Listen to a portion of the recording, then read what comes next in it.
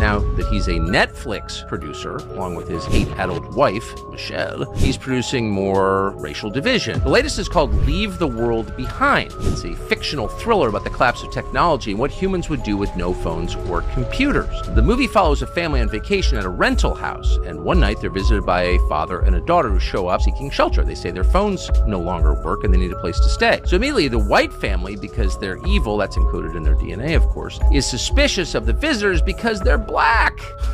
And it goes on and on and on like this. Here's a clip. I'm asking for you to remember that if the world falls apart, trust should not be doled out easily to anyone, especially white people. Can't trust white people. They're evil. This is the guy, remember, who became famous at the Democratic Convention in 2004 by telling us there is no white America, there's no black America, it's just one America. But of course, that's not really a profit model in politics, is it? So he's been stoking race hatred ever since, and the disarray around us is the result. And our latest target, as you will see in this little trailer for tomorrow's bigger piece, is Michelle Obama.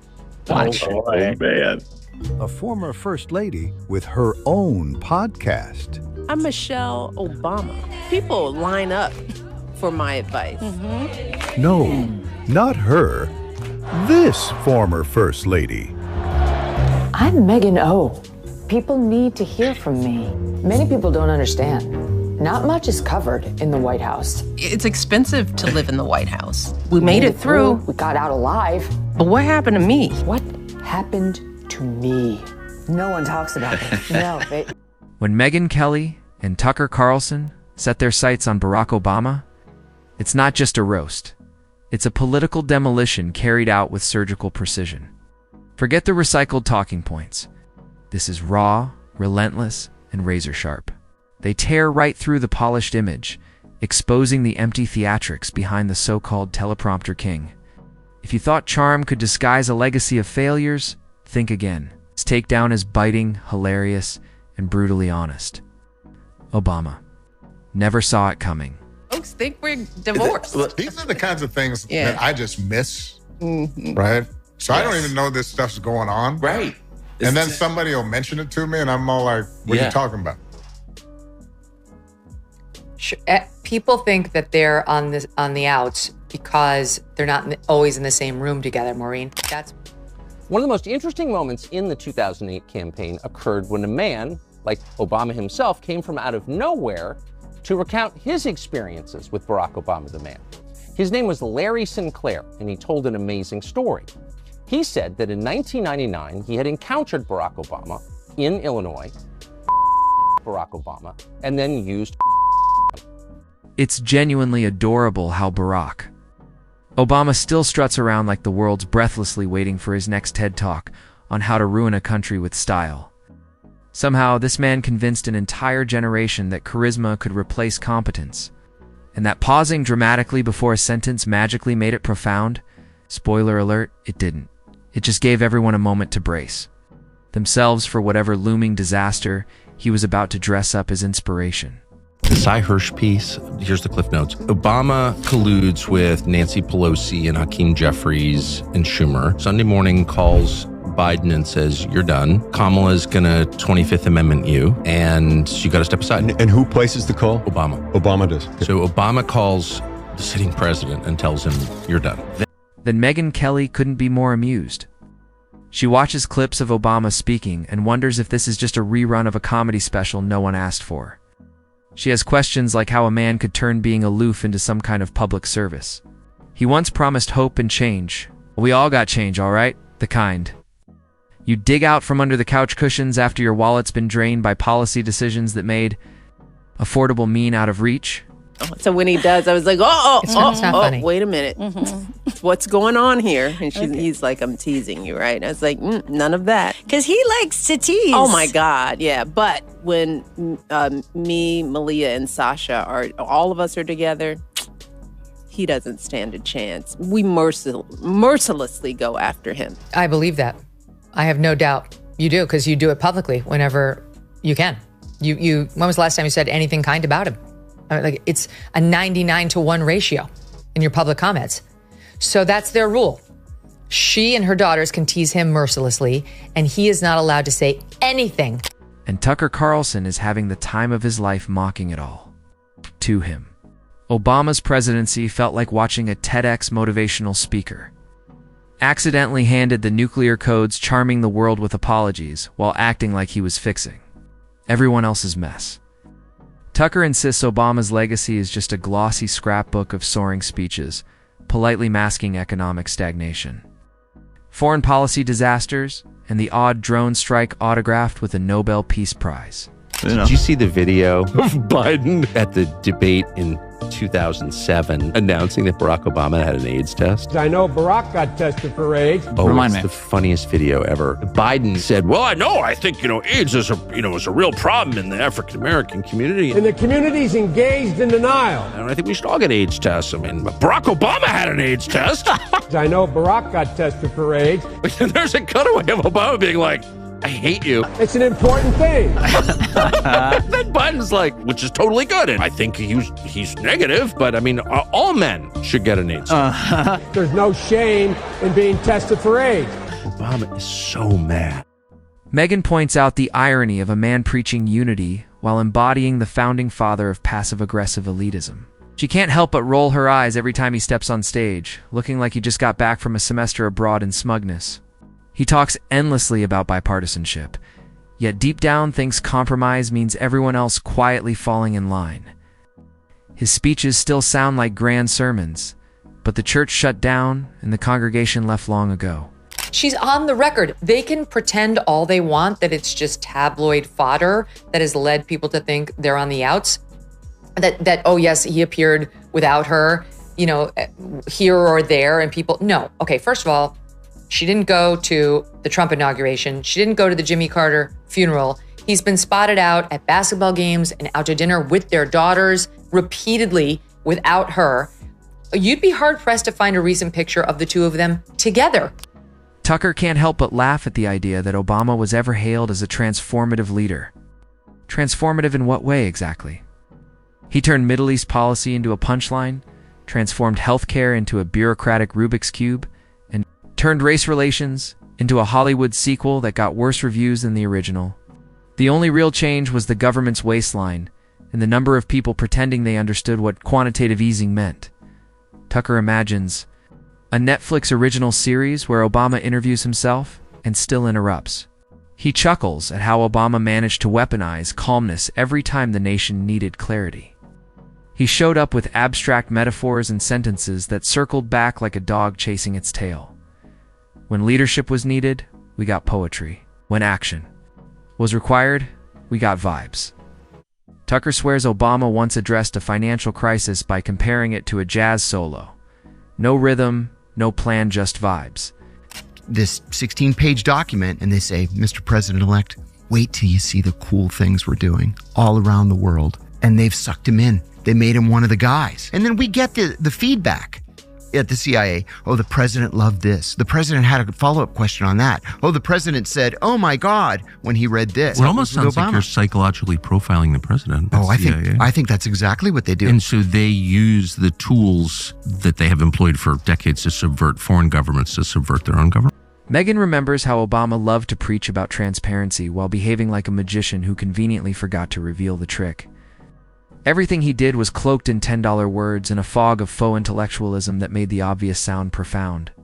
She imagines him reading the Constitution like it's a choose-your-own-adventure book, where every path somehow ends with more government oversight. And then there's the infamous tan suit Tucker, still chuckles about that. The media had a collective meltdown, not because it was scandalous, but because it was the only remotely interesting thing that happened during a summer. Packed with scandals buried under press conferences that sounded like NPR merged with a snooze button. Obama had a unique talent for making anything boring. Megyn's seen less rationalizing at modern art galleries. Every time he slipped up, the media raced to insist it was actually a subtle display of leadership. Leading from behind just meant napping through a crisis. Speaking of Barack Obama, he decided to drop a post on X today, and I thought, okay, maybe in the wake of the Pete Hegseth presser, he's going to say something like, no matter how you feel about the Iranian strike, hats off to our, boys in blue, our guys in the bombers. He went a different way. This is what it was. Curious how you're thinking about this eulogy specifically in the moment and all the tensions that you just brought out. I didn't even want to talk. I was so mad. Part of the reason I think I ended up having anything to say at that moment was when I heard some of the victims' families forgive the shooter. And I thought, all right, let's see if maybe this is a way America can hear me. Tucker jokes that Obama's idea of strength was hosting a summit on masculinity, while America quietly outsourced its dignity to global bureaucracies. He still laughs about how Obama warned everyone about misinformation while sprinkling subtle bombs of ideological nonsense that left people wondering if their brains were buffering. Megyn marvels at how he somehow managed to make healthcare more expensive while selling it as a bargain that's real sleight of hand. Premiums skyrocketed, deductibles ballooned, networks shrank. But slap on a friendly name and deliver it with enough gravitas, and people started clapping like they'd won the lottery. His global strategy could be summed up in 3 words: apologize, treat, repeat. Megyn's favorite memory is his endless parade across late-night comedy shows. At some point, the President of the United States became a recurring character on more sitcoms than some sitcom actors. Forget passing legislation, he had punchlines. Forget managing crisis, he had charisma. The Oval Office turned into a green room. It was less West Wing and more Saturday Night Live, minus the punch. But I'd never read that Donald Young, this man Donald Young, called you and told you that he knew you'd had sex with Barack Obama. That was the contact in late 2007 that I had that originally came under the guise that they were part of the Obama campaign. So who? Tucker grins, pointing out that every time Obama tried to sound relatable, it felt like watching a college professor awkwardly rap in class to bond with students. He used slang like it was a second language picked up from a BuzzFeed quiz. There was always this unsettling vibe that he spoke from some lofty perch 5 stories above everyone else, where regular people were just an abstract concept, not a reality. Megyn can't resist poking fun at the mythology. Obama walking on water, curing diseases with a whisper, making the oceans recede with a wink. The guy had better PR than the Avengers. If the economy tanked, blame the last guy. If the Middle East went up in flames, it was just a complicated geopolitical inheritance. If the national mood soured, well, the public just didn't grasp his brilliance. He never owned failure. Instead, he narrated it like Morgan Freeman reading excuses straight off a teleprompter. You're done. Then tells Kamala Harris, you're going to be the nominee, but if you don't gain traction, if you're not popular, we're going to take you out too. I mean, it's all shocking. It sounds true. If, in fact, the 25th Amendment is worthy of being invoked. Yes. If his condition is such that it needs to be invoked and then they don't invoke it, then they're leaving the country in a precarious position of being led by a man not in possession of his faculties. If, on the other hand, it's not. Megyn chuckles at how Obama's speeches often sounded like self-help seminars run by someone who's never held a real job. She's convinced the only thing he managed efficiently was the art of dodging accountability. She once joked he could stroll through a hurricane with a latte in hand and still convince the press that the wind was just a metaphor for opposition to progress. Tucker wraps it up with a grin, noting that the Obama years spawned an entire industry of professional excuse-makers, people whose only job was translating his vagueness into something that vaguely resembled leadership. He marvels at how quickly Obama transformed into a lifestyle brand after leaving office.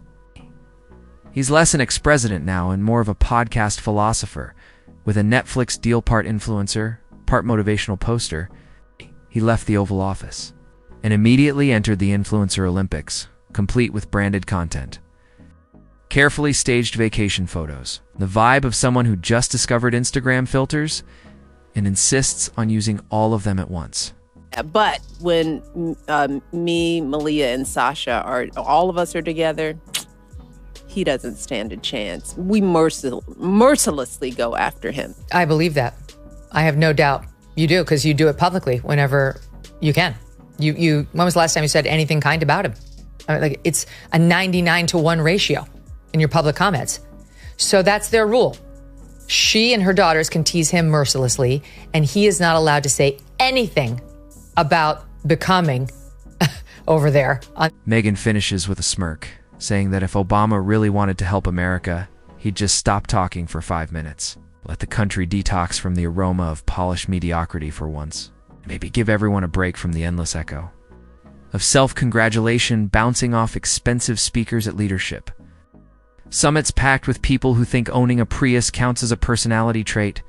Meanwhile, Tucker's still laughing because, while Obama fans are busy carving Mount Rushmore editions with hashtags and Instagram filters, the rest of us are left wondering what exactly got transformed besides the ability to mask incompetence. With confidence and rap failure and a bow of poetic ambiguity, don't worry, it's never really over. Because every time a microphone flips on, every time there's a speech delivered from a marble hall or a cozy fireside Zoom call, he's there, ready to remind the world just how amazing he thinks he was. And the best part, the more he talks, the easier the roast becomes. Megyn already has her notes ready. I know. How do you not stop, especially when your husband was commander-in-chief for 8 years, and think there will be people who hear this clip who have no arms and legs thanks to these wars that we fought in Iraq and Afghanistan. I mean, I know some of them, and they will drag themselves out to run the Tunnel to Towers race and other races to raise money for other suffering veterans and firefighters who got hurt on 9/11 and so on, and their families are surviving, who have actual problems that were basically brought on them by the government. Tucker's sharpening the knives, ready with the next serving of roast. Megyn leans in, eyebrows raised, bracing for Obama's next televised drop of wisdom. Because nothing says national healing. It's like a millionaire with beachfront property, lecturing struggling Americans about climate change. She wonders if he films those videos before or after hopping on a private jet to his ex-book signing retreat in Martha's Vineyard. The irony is thick enough to block out the sun he claims he's saving us from. Tucker practically lights up. Remembering Obama telling coal miners to learn to code meanwhile, the cost of eggs tripled, and the press called it resilience. He shakes his head, chuckling. The man could sink a battleship with a poem and still walk off stage to a standing ovation. It's not that he was misunderstood. It's that understanding him too well meant seeing the chaos behind the curtain. And the deeper you dig, the clearer it gets.